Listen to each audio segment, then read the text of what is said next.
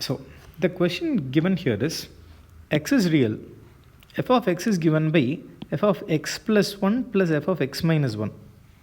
What is the value of a that will satisfy this expression f of x plus f of x plus a equals to 0? And the answer options are 1, 2, 3, 4. This is one type of question where looking at it, it might look difficult. There is no number in it. It might appear difficult, but once you start understanding what they are trying to communicate via this question, you will understand that it's not that difficult a question. Okay. Now, for our convenience, let's modify this question. Let's modify this expression in slightly convenient way. F of x plus 1, I'll write as nothing but f of x minus f of x minus 1. I'm just taking this to the other side. Okay.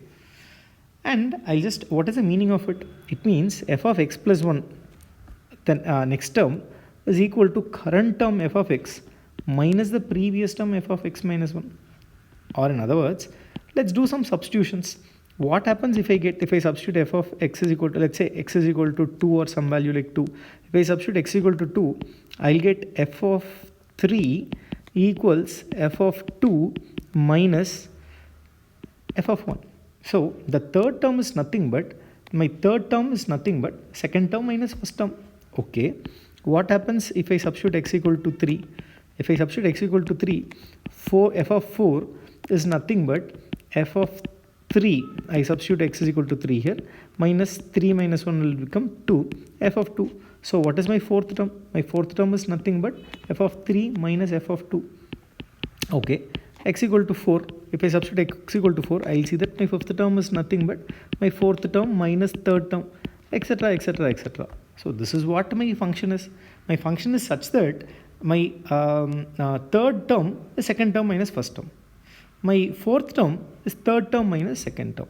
My fifth term is fourth term minus third term. Or in other words, my x plus 1th term is xth term minus x minus 1th term. That is what the function is. Now, how can I proceed beyond this? One thing, I can start substituting some values for f of 1 and f of 2. And let's see how this subsequent terms are going to be like. Let's say f of 1, let's call it as a. F of 2, let's call it as b. And we know what is f of 3. F of 3 is nothing but difference of the previous two terms, which is b minus a. And what is f of 4? F of 4 is the difference of the previous two terms, which is b minus a minus b. b gets cancelled, and what I will have here is minus a. And what about f of I? F of I is the difference of these two terms, which is nothing but minus a minus of b minus a. So minus a and minus a will get cancelled out, and what I will be having is minus b. And what is f of 6? F of 6 is the difference of these two terms, which is minus b minus of minus a, which is minus b plus a. What is f of 7?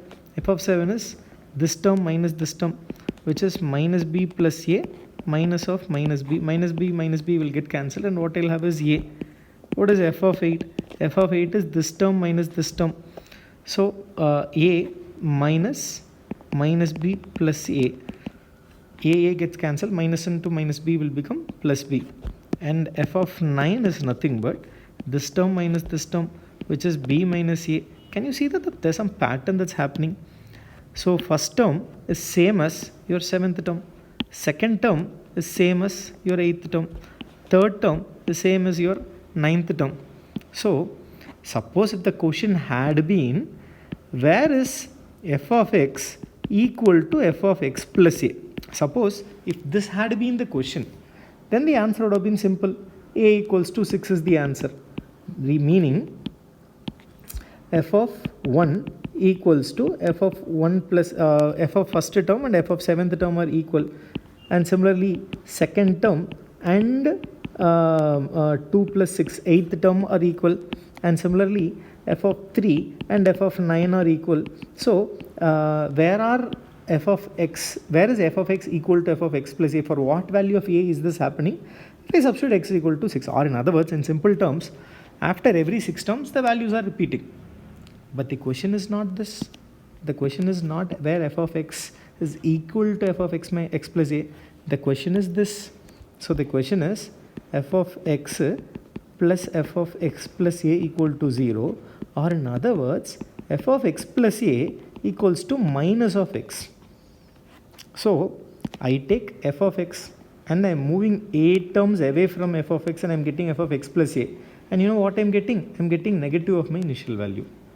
Now don't focus 6 terms ahead. Focus on what happens after 3 terms. The first term is a, 3 terms later, fourth term is minus a. The second term is b, 3 terms later, fifth term is minus b. The third term is b minus a, 3 terms later, sixth term is minus b plus a. And not just this, it keeps proceeding. Your fourth term is minus a, 3 terms later, seventh term is minus of minus a, which is plus a.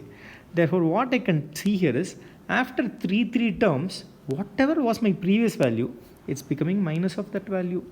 Or in other words, f of x plus 3 is always equal to minus of f of x. 3 terms later, whatever is the value, that is equal to negative of my initial f of x. So I can conclude that the a that I am searching for is nothing but 3. So the question that they have asked is, after how many terms is the value equal to negative of the initial value? After 3 terms, the value is equal to negative of the initial value. So the answer that we are searching for is a equals to 3.